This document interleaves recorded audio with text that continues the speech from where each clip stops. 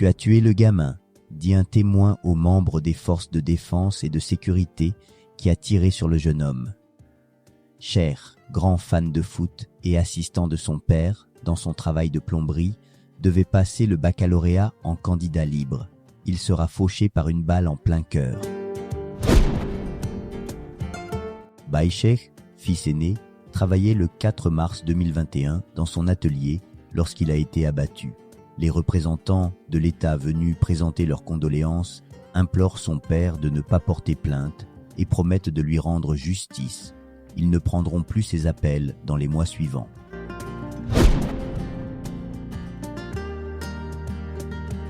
Alors qu'il rentrait du travail, Shekounan Ndiaye a été poignardé à mort lors des manifestations aux Parcelles Assainies le 4 mars 2021. D'abord évoquée, la thèse d'une simple agression reste contestée. Sa grande sœur, Aminata Ndiaye, réclame que toute la lumière soit faite sur cette mort suspecte. Son deuxième téléphone, ses 25 000 francs CFA et sa sacoche ont été remis intacts à sa famille. Orphelin de père et de mère, ce vendeur de carreaux de 22 ans était venu à Dakar pour soulager son aîné des charges familiales.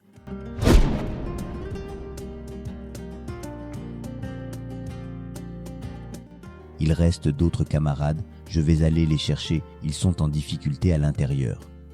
Ces mots seront les derniers connus de Pape Sidi Mbaye le 5 mars 2021. Après avoir mené un ami par la main jusqu'à la sortie du supermarché Auchan de Keur Massar, en proie à un violent incendie, il retourne sans hésiter dans l'épaisse fumée pour secourir d'autres personnes.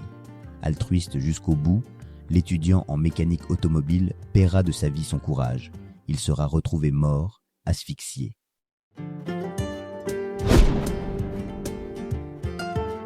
C'est à la morgue de l'hôpital Fann que la mère d'Alassane Bari retrouve son fils disparu après son départ, la veille, pour l'école. Pour la première fois, je le touchais sans qu'il ne me dise « Mère, qu'y a-t-il » Il avait la tête bandée à cause d'un impact de balle.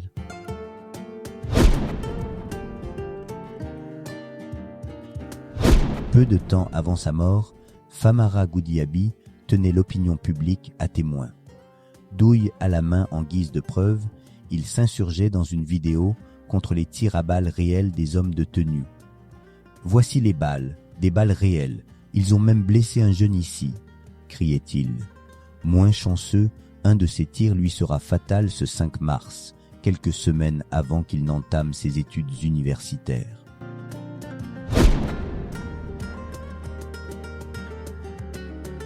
Mariama Sané ne s'est toujours pas remise du décès brutal de son fils, Sadio Camara. L'élève de 18 ans, fan du Real Madrid, s'était rendu à Kabendou, Kolda, ce 6 mars 2021 pour un match de football avec ses amis. À son retour, vers 11h, il croise une foule de manifestants opposés à l'arrestation d'Ousmane Sonko. C'est là qu'il est atteint d'une balle dans la cuisse. Évacué, il décède à l'hôpital régional de Kolda. Il aidait beaucoup sa maman dans les travaux domestiques, témoigne son père, Banbara, qui le décrit comme un garçon calme, respectueux et attentionné. Sa mort a bouleversé la famille et a laissé un grand vide dans la maison. C'était un garçon particulier. Studieux, Sadio préparait son BFEM cette année-là, appréciant autant ses cours français et d'histoire que d'éducation physique et sportive. Il était calme mais rigolait beaucoup avec nous, glisse son ancien camarade de classe, Cheikh Tidiane Diao, pour qui la mort de Sadio Camara reste un choc. Les après-midi, on se retrouvait autour du thé en faisant nos exercices, poursuit-il. Sa disparition m'a beaucoup affecté, je ressens encore son absence.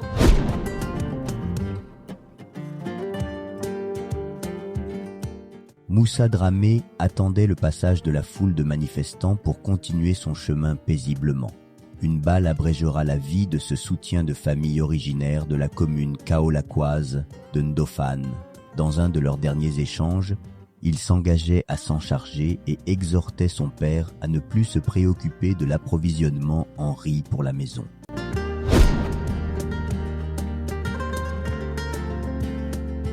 En traversant l'autoroute à péage pour rentrer chez lui, Massiré voulait éviter les échauffourées sur la passerelle menant à Sicap Mbao. mais un véhicule le percute avant de prendre la fuite.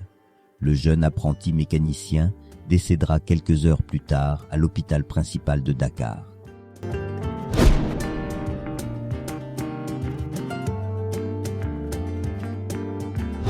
C'est l'État du Sénégal qui a tué ses enfants, dénonce Bakary Sagna. Le sien, plus jeune victime des manifestations au Sénégal entre 2021 et 2024, était fils cadet, âgé de seulement 13 ans et demi. Le 5 mars 2021, Bounama Sila Sagna était sorti jouer avec ses amis, mais la curiosité enfantine le pousse à aller observer les manifestations en cours à Bignona. Il y reçoit une balle à la tête. Le père de Bounama devra ensuite rester au chevet de son plus grand complice, entre la vie et la mort durant 4 jours avant son décès. Que les coupables et donneurs d'ordre soient identifiés, réclame-t-il désormais.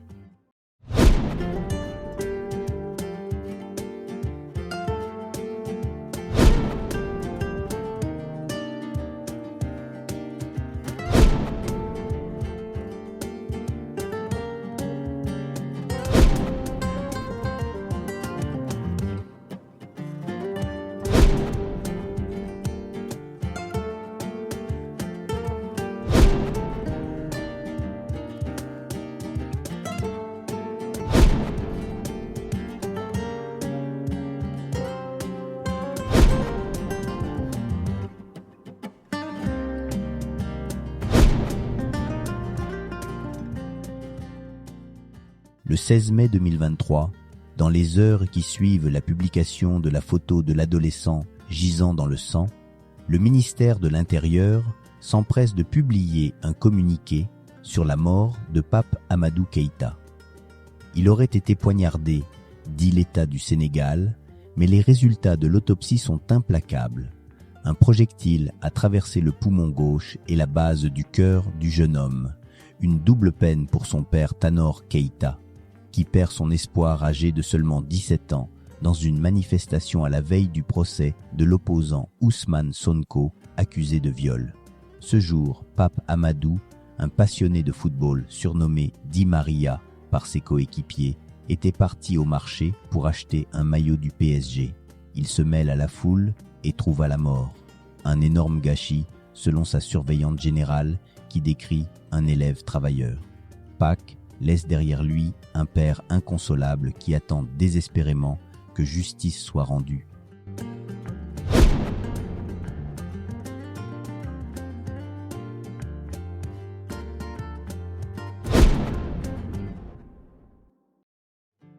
Baye Falousène est mort à la fleur de l'âge. Il avait 17 ans. Le 1er juin, sa curiosité le pousse à se soustraire à l'attention de sa maman pour aller observer les heures entre policiers et manifestants aux parcelles assainies. Parti de l'unité 16, il reçoit une balle en pleine poitrine, au croisement 22. Il est évacué par une charrette, à bord de laquelle il rendra l'âme, selon son beau-frère. Face à la perte de son Benjamin, la mère de Fallou préfère se draper d'une grande dignité et s'en remettre à Dieu. Elle garde l'heureux souvenir d'un enfant, calme, pudique et respectueux. Élève au lycée Le Scientifique, le défunt rêvait de devenir footballeur professionnel. Aujourd'hui, Baye Falousène repose dans la cité religieuse de Touba, au cimetière de Darussalam.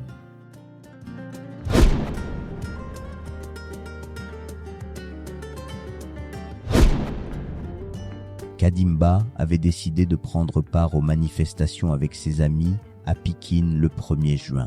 Malheureusement, il y a tragiquement trouvé la mort. Dans la banlieue de Dakar où habite le jeune mécanicien de 21 ans, le coupable n'est nul autre qu'un nervi. Selon des témoignages, ce dernier a été identifié par les compagnons d'infortune du défunt, mais il se serait lui-même rendu à la police de peur d'être lynché par la foule en colère. Chez la famille de Kadimba, l'heure n'est pas à la vengeance. Parents et amis sont plutôt occupés à pleurer la perte d'un jeune digne et au sens du partage inégalable.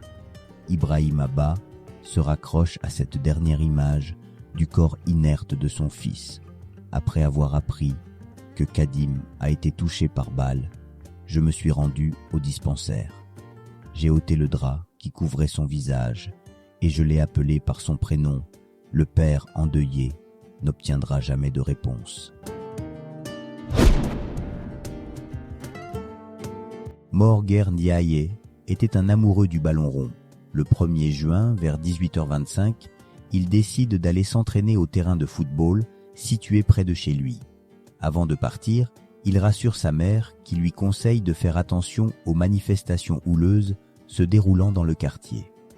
Le jeune homme de 22 ans n'est pas inquiet car, pour éviter toute heure, il prévoit de passer par un chemin autre que celui qu'il avait coutume d'emprunter. Ce détour lui sera fatal. Quelques pas lui suffiront à se retrouver au milieu d'une course-poursuite entre policiers et manifestants. Le footballeur sera atteint à la mâchoire par un tir. Évacué à l'hôpital de Thiaroye, il décédera à 1h30 du matin. Le médecin a confirmé que Mort a été touché par une balle réelle de 9 mm, nous a confié le père du défunt. Hassan Ndiaye décrit un fils révérencieux, courtois envers tous et uniquement mu par sa passion du football. Une passion qui l'avait conduit à entamer une formation dans une école de foot mbouroise.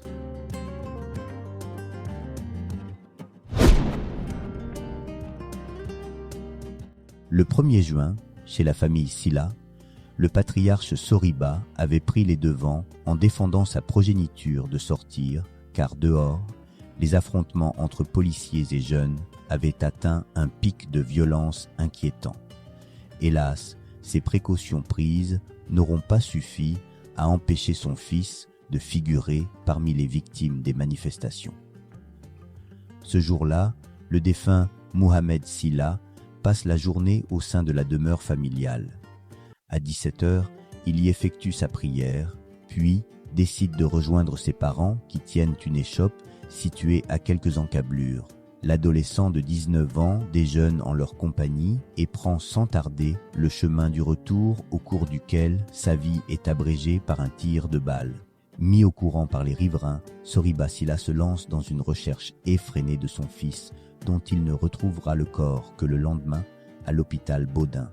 Malheureux dénouement pour celui qui espérait un brillant avenir pour son enfant. Le père, attristé, se souvient à quel point Mohamed était studieux et consciencieux. Même son de cloche chez la sœur du disparu qui regrette un jeune homme poli. Élève en classe de 3e, Mohamed Silla était candidat à l'examen du BFM qu'il ne passera jamais.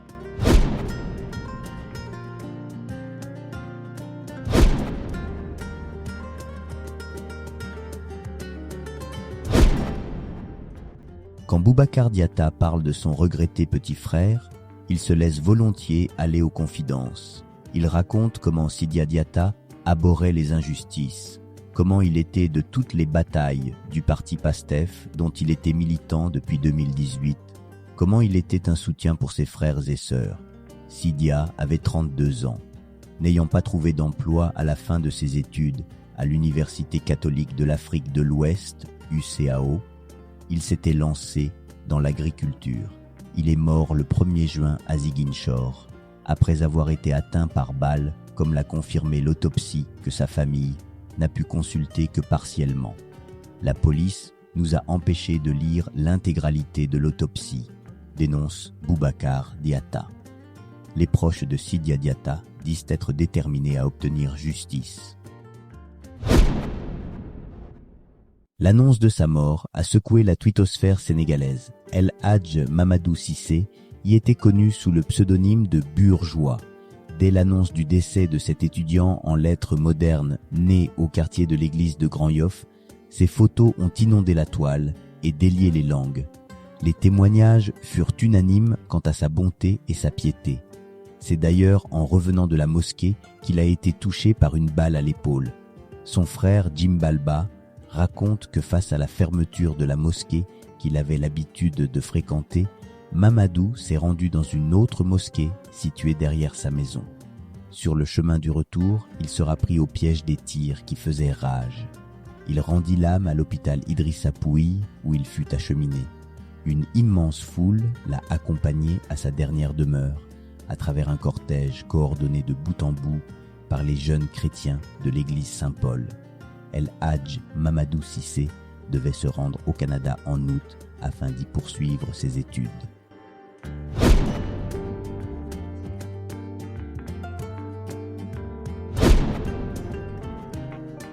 Mamadou Moustapha Gueye était réalisateur et cinéaste. Le 2 juin, après une longue journée de travail, il emprunte le chemin du retour pour rallier son domicile. Il regagne alors un quartier baignant dans un chaos monstre. En effet, à l'unité 24 des Parcelles Assainies, policiers et manifestants s'opposent âprement. Pour disperser la foule, les forces de l'ordre usent de gaz lacrymogène qui rendent l'air irrespirable. Une atmosphère étouffante qui aura eu raison de Mamadou, asthmatique depuis le bas âge. Après avoir piqué une crise d'asthme, Mamadou Moustapha Gueye, surnommé Sounou, a rendu l'âme pendant son évacuation à l'hôpital général Idrissa Pouye de Grand Yoff et un monde du cinéma endeuillé par sa perte. Ses collègues et amis se souviennent de son exemplarité, son dévouement envers les gens et sa gentillesse. Une générosité qui manquera à ses étudiants de ciné-banlieue auxquels il dispensait gratuitement des formations afin de leur mettre le pied à l'étrier. Âgé de 44 ans, Sounou mûrissait de nombreux projets audiovisuels, parmi lesquels un documentaire sur les cimetières. Fils unique, Bakary Diémé, peintre pour automobile de 27 ans, est mort le 2 juin après avoir été touché par balle lors des manifestations. Il a rendu l'âme après son évacuation à l'hôpital de Pikine, dans la banlieue de Dakar. L'annonce de sa mort a drainé du monde dans la maison familiale, sise à Diamaguène, un quartier de la banlieue dakaroise. Le défunt, né à Bignona, dans la région de Ziguinchor, dans le sud du Sénégal, était connu pour son sens du respect, témoigne son cousin Bakary Badji. Il rappelle que ce dernier n'était affilié à aucun parti politique. Face à ce drame qui les touche, la famille Diémé s'en remet à Dieu. Serigne Falloussal n'aura jamais atteint le domicile familial. De retour d'un déjeuner chez son oncle, le jeune ouvrier ferrailleur de 17 ans est touché par balle le 2 juin aux alentours de 19h à Thiaroye. Il ne sera évacué à bord d'une ambulance qu'à 2h du matin, puis ballotté entre les hôpitaux du camp de Thiaroye et de Fannes. La mort de Serigne Falloussal est une illustration limpide des défaillances qui peuvent accompagner les prises en charge médicales d'urgence au Sénégal. À l'hôpital de Fannes, où Fallou sera reçu le 3 juin, sa famille révèle qu'il ne recevra pas les soins escomptés. Une double peine pour le père du défunt, Hassan Sall. Il dénonce « En plus d'avoir reçu une balle, mon fils a dû se la coltiner dans le corps pendant presque 24 heures sans qu'elle ne soit extraite par les équipes médicales. Un adulte n'aurait jamais pu supporter une telle épreuve, a fortiori un mineur. » Malgré la douleur, Hassan Sall lance un appel clairvoyant aux autorités sénégalaises qui l'invite à améliorer le plateau médical et assurer la sécurité des citoyens. Malang Mané est mort dans le cadre d'une intervention lors des manifestations du 2 juin à Diamniadio. Ce gendarme surnommé Boss est originaire du village de Cagnobon dans le département de Bignona. Le corps sans vie de Lassana Diarisso a été retrouvé le vendredi 2 juin. L'As était très connu. Des jeunes l'ont reconnu et ont appelé Maka, son frère, à l'arrêt Cœur Baye Fall du train express régional TER. Ce vendredi, alors qu'il était parti garer sa voiture afin de la préserver d'éventuels actes de vandalisme, il a été percuté sur le chemin du retour par un véhicule de gendarmerie, raconte un de ses proches. Amoché, il a ensuite été emmené par des gendarmes de la Légion de gendarmerie d'intervention de Mbao qui l'ont conduit dans la brigade du TER de Cœur Mbaye Fall, selon des témoins. Ses proches affirment qu'il a subi des sévices. Nous avons tenté de le récupérer à 2 reprises des mains des gendarmes qui nous ont opposé un refus catégorique, raconte son frère, qui confie que les cris d'agonie du défunt résonnent encore dans sa tête. Le corps, sans vie de Lassana Diarisso, a finalement été remis à son père à l'arrêt du TER de sa commune.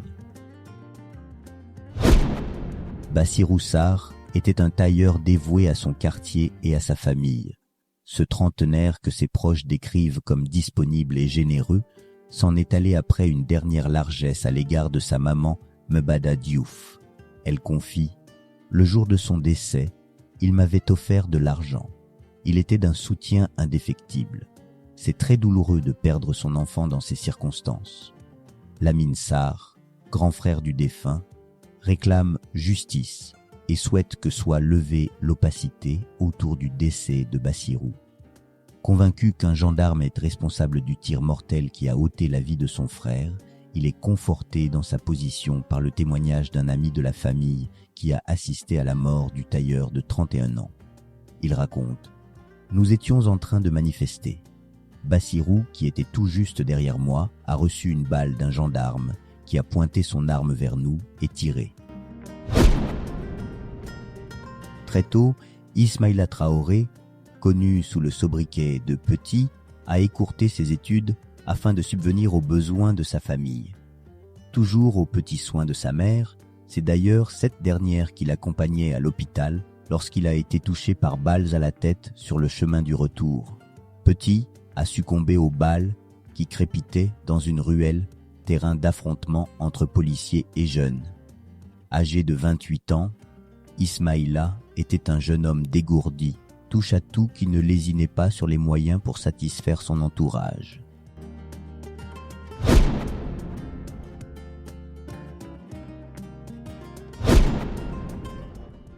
Mamadou Ndoye, sans emploi, souffrait d'une déficience mentale. Il est mort après avoir été percuté par un véhicule de police à Bargny. Il ne manifestait pas, mais était présent sur les lieux. À Bargny, tout le monde savait que cet habitant de Ndal Dali avait l'habitude de fréquenter les abords du commissariat, zone des manifestations où il rendra l'âme après le choc.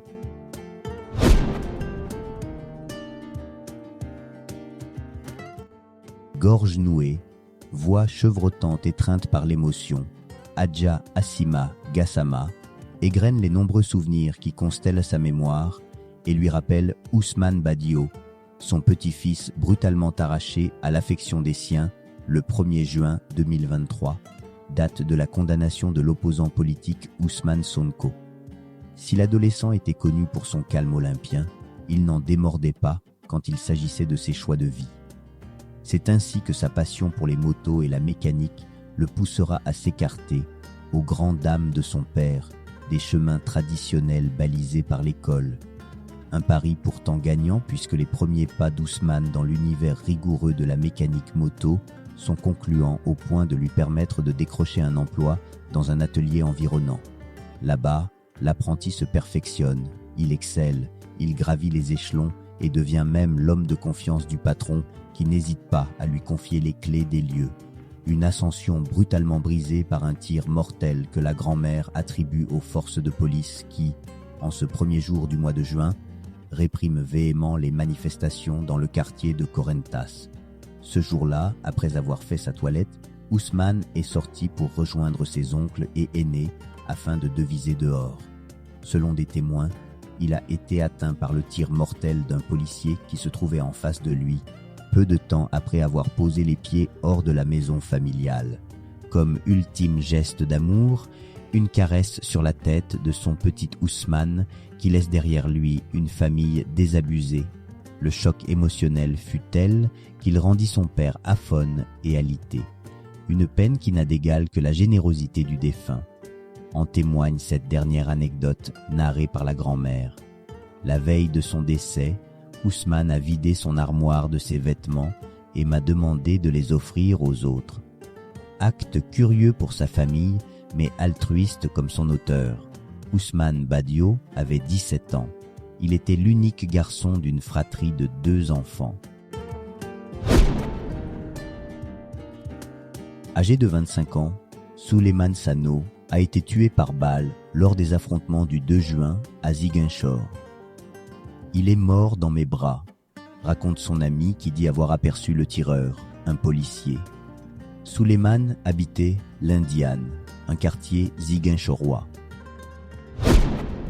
Modou Bey, pêcheur de 25 ans, était au Cap Skirring où il est mort après avoir reçu une balle pendant les manifestations.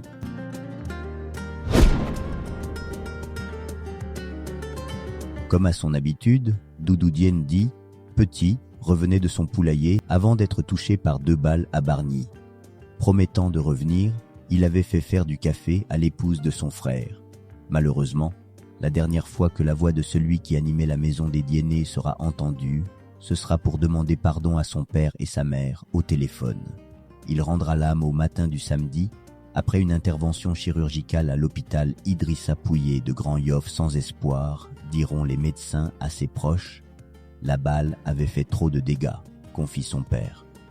Petit Diène était âgé de 34 ans, époux et père d'un bébé dont il a fêté le premier anniversaire il y a 1 mois.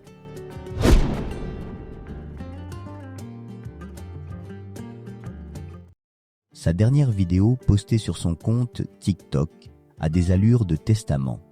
En alpulaar, langue d'expression de son art, le rappeur Abdoulaye Camara y faisait un vibrant plaidoyer contre l'injustice et invitait ses pairs artistes, les dignitaires religieux, les sportifs et autres porteurs de voix à se prononcer contre les abus posés par le pouvoir. Un dernier message, frappé du sceau de l'engagement, leitmotiv de la vie du défunt qui arpentait les scènes sous le nom de Baba Kana. Abdoulaye Camara est mort le 3 juin à Niari Tali. Ce jour-là, vers 18h, il se rend chez un ami aux HLM. Sur le chemin du retour, il croise des forces de l'ordre aux prises avec des manifestants. En voulant traverser ce tohu-bohu indescriptible, il est atteint par balle. En atteste l'autopsie dont fait état un communiqué publié par la famille. Décès par suite de blessures abdominales par arme à feu. Les images de son corps emporté et malmené par les forces de l'ordre ont fait le tour des réseaux sociaux. On l'y voit recevoir un coup de fusil et des coups de pied de la part des policiers. La famille ne parviendra à récupérer le corps de leur fils que 2 jours plus tard, après moult pérégrinations entre commissariats et hôpitaux dakarois. Elle annonce vouloir porter plainte. Abdoulaye Camara dit « Baba Kana repose à Boinodji, Matam, au terme de sa 38e année. » Mamadou Harouna Tall, sénégalo-mauritanien, a été touché par une balle perdue au poumon gauche alors qu'il se trouvait dans sa chambre entre le 4 et le 5 juin. À Ziguinchor, dans le sud du Sénégal, certains pensent même que Mamadou Tall a été touché pendant qu'il priait. Personne ne sait ce qu'il faisait, lance ce proche qui souhaite garder l'anonymat. Ce qui est sûr, c'est qu'il était chez lui. Il y a bien un trou dans le volet métallique extérieur de sa maisonnette, située dans le quartier de Néma 2. À l'intérieur de ce 2 pièces d'un grand dénuement, sans luminaire, du sang séché macule la dalle en béton, noircie par endroits par la chaleur de la Casamance. Rien n'a été touché depuis la funeste nuit. Son matelas, ses claquettes, ses habits jetés sur une valise rose, ses mégots, son Jakarta, surnom donné au mototaxi, ou encore ses téléphones sont toujours là.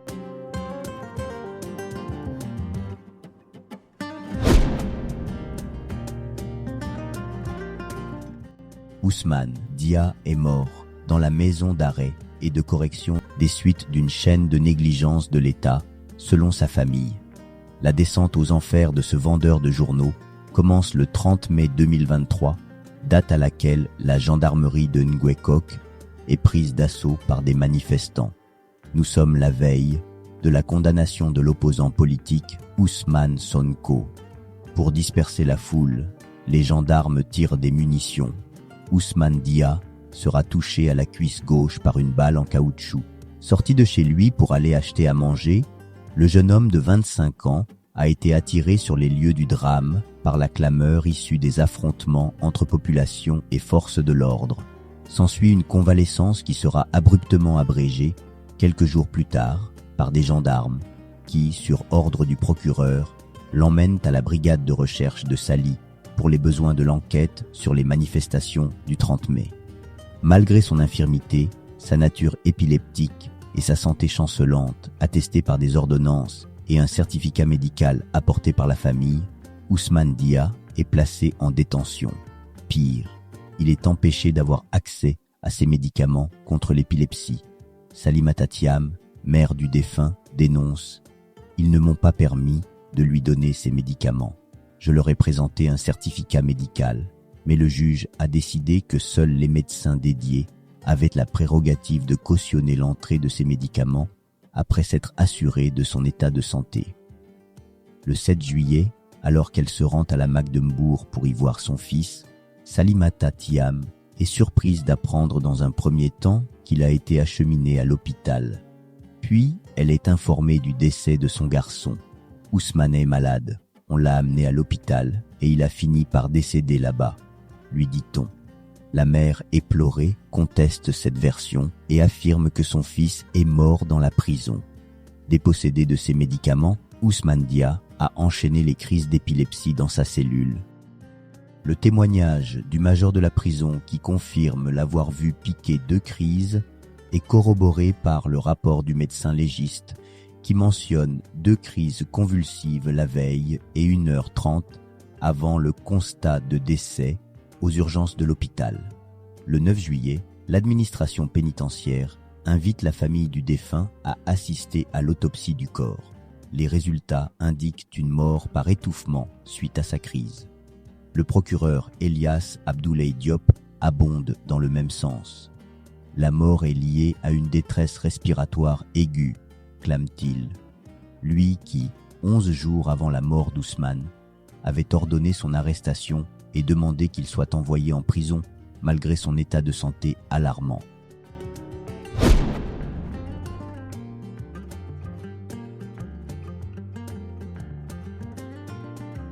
Modou Kanté, 24 ans, maçon de son état, avait décidé malgré tout de se rendre sur son lieu de travail, un chantier situé dans le quartier de Grand Dakar, à Ziguinchor. Mais c'était peine perdue pour le jeune homme qui est congédié pour la journée en raison d'un début de manifestation. Modou décide alors de passer l'après-midi en compagnie de ses amis. Lorsque la nouvelle du placement d'Ousmane Sonko sous mandat de dépôt tombe, des protestations éclatent sur toute l'étendue du territoire national. Ziguinchor n'est pas en reste. À Némacadior, près du domicile du chef de file du PASTEF, l'ambiance est tendue. Vers 16h, un dispositif de sécurité important mêlant policiers, gendarmes et militaires y est déployé. À 17h, Édouard Diatta reçoit un appel téléphonique d'un ami de Modou, l'informant que ce dernier a été évacué à l'hôpital régional à la suite d'une blessure par balle reçue à la poitrine. Pris de court, il enjoint son épouse Ami Collé de se rendre au chevet de leur fils avant de s'écrouler de douleur. 1 heure après son arrivée à l'hôpital, la mère de Modou est avisée du décès de celui qui était l'unique garçon de la fratrie. Le défunt, qui s'était joint aux manifestations avec ses amis, laisse derrière lui une famille endeuillée et des voisins chagrinés dans le quartier Château d'Eau où il habitait. Modou était affable et courtois. Il avait toujours un mot bienveillant pour les uns et taquinait les autres, à l'instar du jour de son décès, comme s'il nous faisait ses adieux. Il avait toujours le sourire aux lèvres et ne répondait jamais aux provocations quitte à passer pour un poltron, témoigne Khadi Diem, une voisine de la famille Diatta. Des qualités confirmées par le papa de Modou qui se remémore son fils, un homme de paix, réputé sans histoire. Modou était un passionné de football. Il fut gardien de l'association sportive et culturelle de Ziguinchor. Sa famille réclame justice.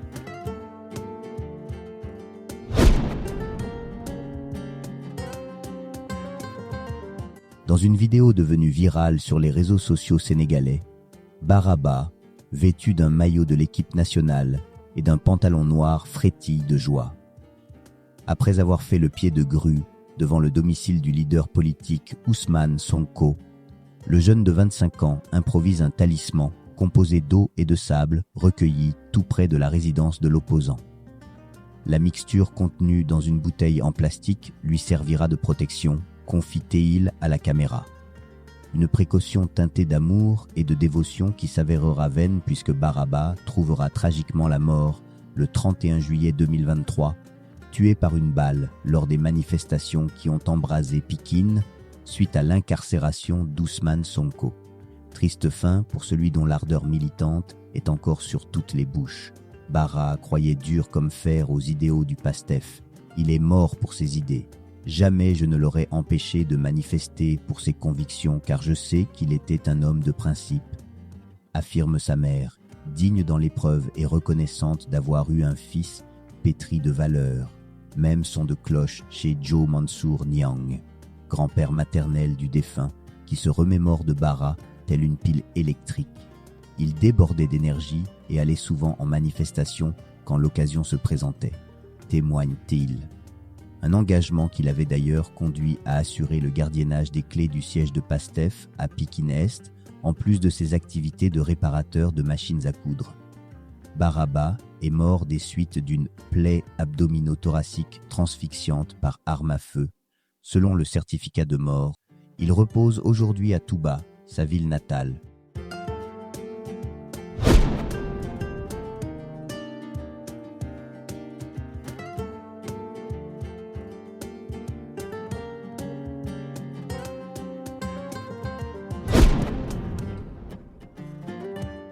Dans la concession familiale des Badji, les visages sont hagards et creusés par la tristesse. Un silence de cathédrale, parfois fendu par de douloureux cris stridents, s'est emparé des lieux. Parents, familles et amis font le deuil du regretté Mustapha Badji, 40 ans, mort le 31 juillet lors des manifestations qui ont suivi le placement sous mandat de dépôt de l'opposant politique Ousmane Sonko. Assis sur une chaise au milieu de la cour, Babacar Badji rumine sa colère.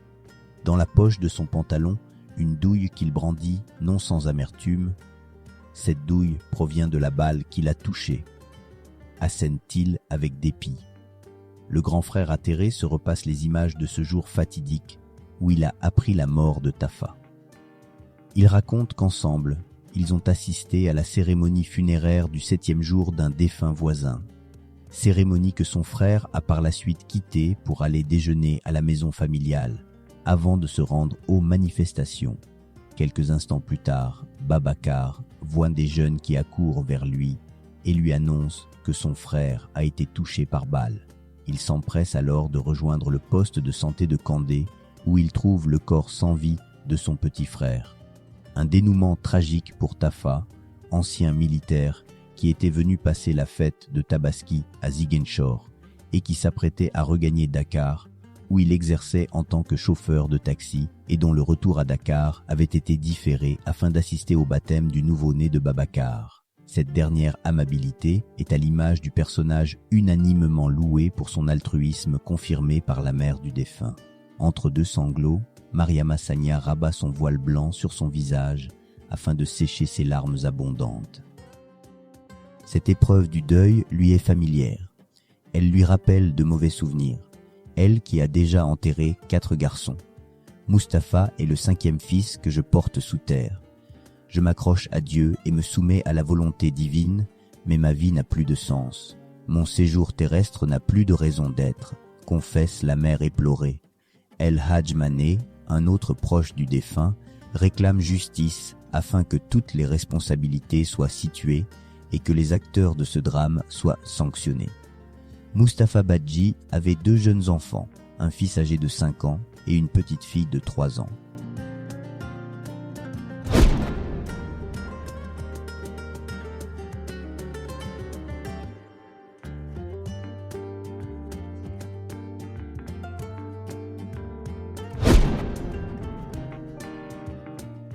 Tierno Dahaba est mort à l'hôpital régional de Ziguinchor 3 jours après son hospitalisation. C'est une cour presque vide, remplie de l'absence de Tierno qui frappe à l'entrée de la modeste maison où il vivait, plus connu sous le sobriquet de Kara, avait horreur de l'injustice, aimait son pays et luttait pour la vérité.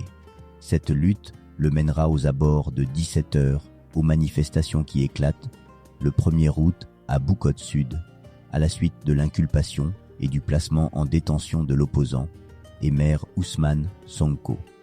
Il est atteint par une balle en pleine tête, près de la pharmacie Nema. Tierno est évacué à l'hôpital régional de Ziguinchor, où il succombe à sa blessure 3 jours après son hospitalisation. Le souvenir de la perte de son fils cadet pousse sa mère à se murer dans le silence. Elle se rappelle néanmoins un ami. En se rendant sur ces lieux ce jour-là, Kara ne soupçonnait pas qu'il n'aura plus la chance de vivre sa passion, le foot. Jakartaman, cet inconditionnel du ballon rond, nourrissait le rêve de devenir footballeur professionnel. Ses amis se rappellent un authentique numéro 9 et un profil rare dans le monde du football. Ses proches et ses amis gardent de lui l'image de quelqu'un de jovial, doté d'un esprit d'ouverture à nul autre pareil. Pendant les 4 jours passés à l'hôpital, le médecin qui le prenait en charge nous suppliait de dire à ses amis de rester chez eux tellement que les lieux étaient envahis, confie son frère Youssouf. Kara repose aujourd'hui au cimetière Bakia dans la ville de Touba. Sa famille réclame des réponses et s'indigne du silence de la justice.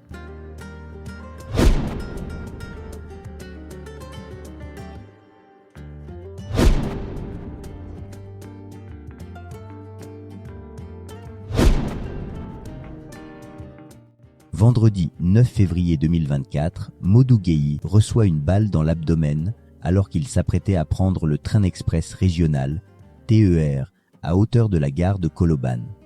En ce jour de rassemblement prévu à la place de la Nation, contre le report de la présidentielle de février 2024, son seul tort était de vouloir écouler sa marchandise.